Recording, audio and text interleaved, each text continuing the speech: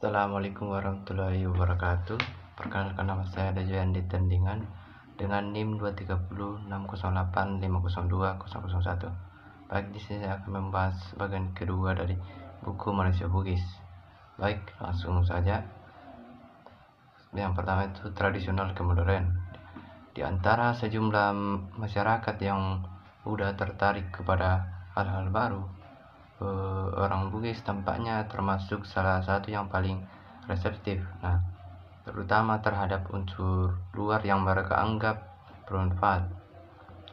Dengan demikian, hubungan dengan dunia luar dan hubungan perdagangan termasuk di antara faktor-faktor utama yang berperan penting membentuk kepribadian orang Bugis. Meskipun pada aspek-aspek tertentu jelas terlihat adanya unsur yang berkesinambungan selama berabad-abad. Namun di sisi lain, budaya juga tidak pernah lepas dari perubahan yang terus-menerus berlangsung hingga saat ini. Yang kedua itu, budaya Bugis tidak pernah statis, melainkan senantiasa terbuka terhadap pengaruh luar yang dianggap bermanfaat, baik dari interaksi dengan Melayu, Jawa, Cina, maupun bangsa Barat. Sejak abad yang ke-19, perubahan besar terjadi akibat masuknya perekonomian global, berkembangnya tanaman komoditas untuk pasar Eropa, serta arus perdagangan melalui Singapura yang menjadi poros penting aktivitas Bugis. Hal ini menggoyahkan ekonomi lokal, mengubah struktur sosial dan membuka wawasan masyarakat terhadap globalisasi. Pada masa kolonial Belanda, terjadi perubahan radikal dalam sistem politik melalui konsep penguasaan tidak langsung. Meski demikian, orang Bugis tetap menjaga kesadaran sejarah dan adat sambil menyerap unsur-unsur baru yang dipadukan ke dalam tradisi mereka. Di pertengahan abad yang ke-20, tradisi sering dihidupkan kembali lewat pesta adat, museum, dan kajian akademik. Sementara unsur-unsur lama ada yang bertransformasi atau hilang sama sekali. Keseluruhan proses ini melahirkan budaya Bugis modern yang merupakan perpaduan antara warisan leluhur, inovasi baru, dan pengaruh global, sehingga menghasilkan identitas budaya yang dinamis dan berlapis. Kekerabatan gender dan perkawinan. Dalam masyarakat Bugis memiliki sistem sosial yang kuat yang ditopang oleh kekerabatan, perkawinan, dan gender. Kekerabatan mereka bersifat bilateral, sehingga garis keturunan ditarik dari pihak ayah maupun ibu, dengan sistem penyebutan sederhana berdasarkan angkatan dan senioritas. Bahkan kadang digunakan juga untuk orang yang tidak memiliki hubungan darah.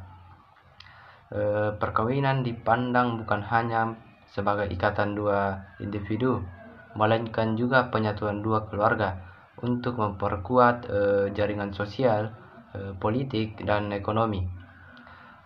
Aturan perkawinan ketat, terutama misalnya larangan menikah lintas generasi, serta kewajiban menjaga kesetaraan derajat sosial. Bagi kaum bangsawan, faktor lain yang harus diperhatikan yang paling penting adalah kesesuaian derajat antara pihak laki-laki dan perempuan. Berbeda dengan bangsawan laki-laki yang diperbolehkan kawin dengan pasangan berstatus lebih rendah. Bangsawan perempuan sama sekali tidak diperbolehkan menikah dengan orang yang lebih rendah derajatnya. Semakin tinggi status kebangsaan seseorang, semakin ketat pula aturan yang diberlakukan. Hal itu masih tetap berlaku hingga kini, namun di kalangan bangsawan rendah, kompromi kian hari kian cenderung terjadi. Pesta pernikahan berlangsung dalam 2 tahap. Tahap pertama yaitu acara pernikahan atau mapawedding atau menre wedding, naiknya mempelai, dilaksanakan di rumah mempelai. Perempuan tanpa dihadiri kedua orang tua mempelai laki-laki. Kedua, maaparola atau membawa pengantin perempuan ke rumah mertuanya, yang kadang-kadang dilakukan beberapa hari kemudian. Adapun prosesi perkawinan disertai pemberian sumpah, dui mandre dan lise kawin yang menjadi simbol status. Dalam hal gender, masyarakat Bugis menganut prinsip kesetaraan dengan peran berbeda tetapi saling melengkapi. Laki-laki lebih dominan di ranah publik, sementara perempuan berperan penting dalam rumah tangga dan ekonomi domestik, bahkan dapat memegang posisi tinggi dalam masyarakat. Keseluruhan sistem ini menunjukkan bahwa kekerabatan, perkawinan, dan gender saling terkait dalam menjaga keseimbangan tradisi, status sosial, serta adaptasi terhadap perubahan zaman. Stratifikasi sosial. Masyarakat Bugis berakar pada prinsip hierarki. Berdasarkan keturunan, prinsip hierarki tradisional Bugis cukup sederhana, berdasarkan laga-ligo dan mitos tentang nenek moyang mereka. Awalnya hanya ada 2 jenis. Yang pertama itu berdarah putih yang keturunan dewata, serta yang berdarah merah yang tergolong orang biasa, rakyat jelata atau budak. Dalam naskah tersebut, pembagian kedua kategori bersifat mutlak dan tidak boleh saling dicampurkan. Dalam praktiknya, sepanjang sejarah, perkawinan di antara kedua lapisan itu tidak hanya boleh dibolehkan, akan tetapi juga sering terjadi sehingga mengangkat status kalangan lapisan menengah yang berada di antara bangsawan tertinggi dengan budak terendah. Perkawinan menjadi sarana penting dalam mempertahankan atau menaikkan derajat, di mana laki-laki bangsawan bisa menikahi perempuan dari status lebih rendah, sementara perempuan bangsawan dijaga ketat agar tidak menikah dengan laki-laki rendah derajatnya. Sistem ini tampak kaku, namun sebenarnya fleksibel karena faktor ekonomi, kekayaan, migrasi, dan pengaruh politik dapat mengubah status seseorang. Tanda-tanda status tercermin dalam gelar, pakaian, rumah, hingga tata perilaku sehari-hari.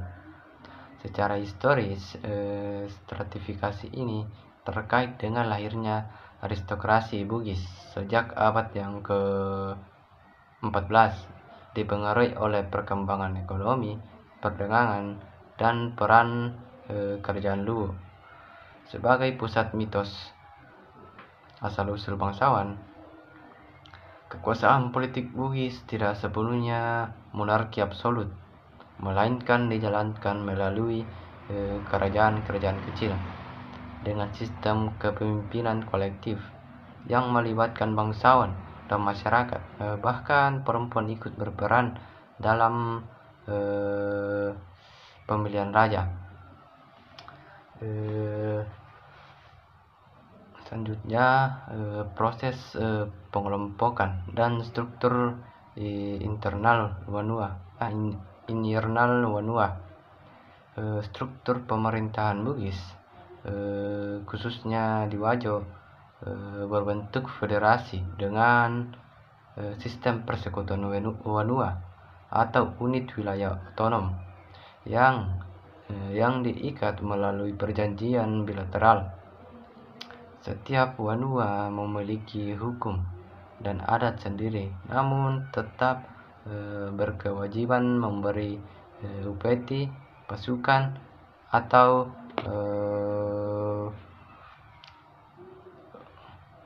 pelayanan kepada pusat Wajo, dipimpin Arung Matoa bersama Dewan Bangsawan, sehingga dikenal sebagai kerajaan aristokratis demokratis. Berbeda dengan Bone yang lebih sentralistik dan otoriter dalam sistem sosial, hubungan patroklian menjadi pengikat penting antara bangsawan dan rakyat. Patron memberikan perlindungan akses ekonomi dan jaminan sosial, sementara klien memberi loyalitas, tenaga, dan dukungan politik. Hubungan ini bersifat sukarela, bisa diputus kapan saja, dan melahirkan mobilitas sosial. Faktor kekerabatan bilateral, stratifikasi sosial, kebutuhan politik, serta ekonomi menjadi dasar kuat patronase ini. Selain itu, kekayaan bangsawan lebih bersumber pada jabatan dan akses politik ketimbang kepemilikan tanah, sehingga mereka dituntut menanggung banyak pengikut, kerabat, bahkan para budak. Sistem ini menjaga stabilitas sosial dan memungkinkan masyarakat Bugis tetap fleksibel menghadapi perubahan politik dan ekonomi. Hubungan patroklian. Sistem stratifikasi sosial orang Bugis yang menetapkan status seseorang berdasarkan keturunan, serta sistem pemerintahan yang membagi masyarakat ke dalam unit-unit wilayah dengan raja penguasanya.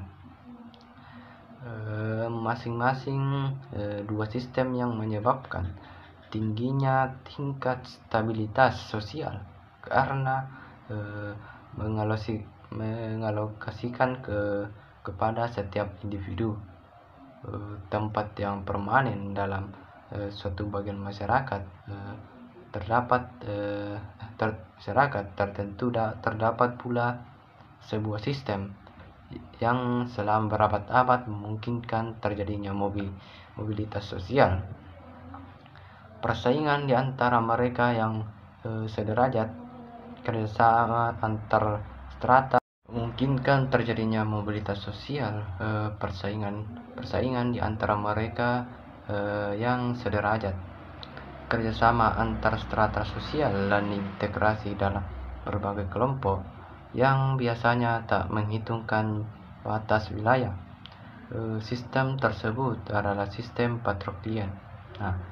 Dalam status dalam masyarakat Bugis sejak dahulu kala, satu-satunya aturan paling ketat dalam soal perkawinan adalah laki-laki bisa kawin dengan perempuan manapun yang memiliki status setara ataupun lebih rendah dari dirinya.